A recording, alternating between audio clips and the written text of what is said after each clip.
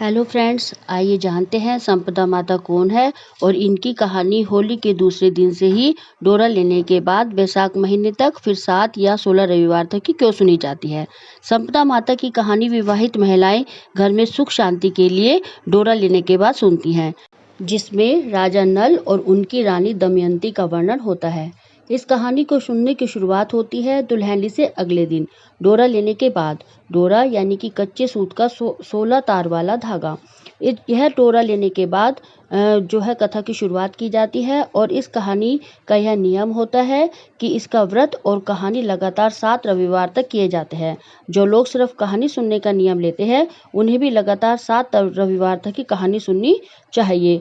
कहानी या व्रत का उद्यापन वैशाख में आने वाली अमावस्या के बाद के किसी भी रविवार को किया जा सकता है, जिसमें संपदा माता का जो डोरा आपने बांधा है उसे खोलकर समापन किया जाता है या उद्यापन किया जाता है।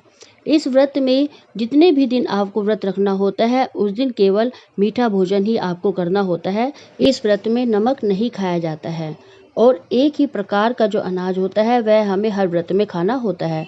मान लीजिए अगर आप पहले रविवार को मीठा दलिया खाते हैं या सूजी का हलवा खाते हैं तो आप जितने भी व्रत रखेंगे उसमें हर रविवार को आपको मीठा दलिया या हलवा ही खाना होगा, यानी कि एक ही प्रकार का अनाज आपको खाना होता है। या फिर कोई भी और मीठी चीज़ या कोई मिठाई जो आपको पसंद हो आप खा सकते हैं, आप उसका नियम ले सकते हैं, लेकिन जो आप पहले रविवार में खाएंगे वही आपको हर रविवार को खाना होगा।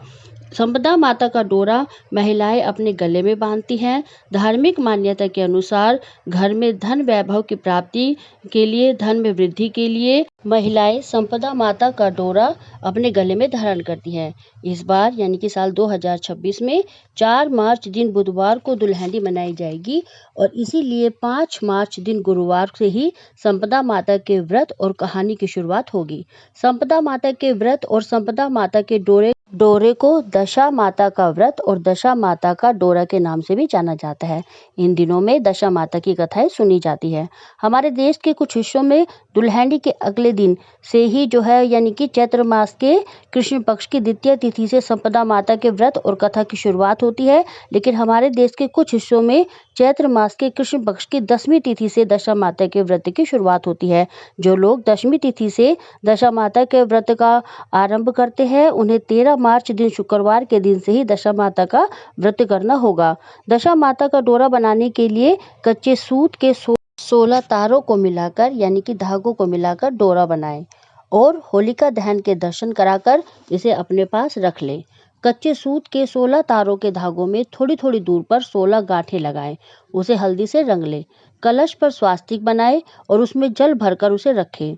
पूजा के लिए रोली अक्षत लें और साथ में 16 दाने जौ के भी लें। डोरे को रखकर उस पर रोली और अक्षत चढ़ाएं। साथ ही 16 दानों को रखकर दशा माता की कहानी कहें या सुने।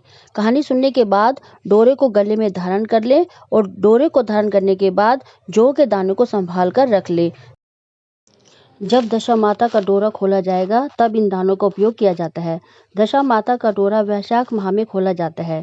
जिस दिन डोरा खोलें उस दिन एक बार फिर से दशा माता का व्रत करें और कहानी पढ़ें या सुने।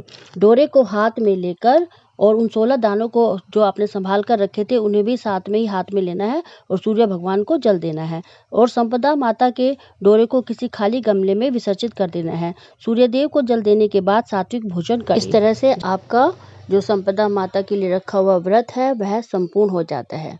जय हो संपदा माता की।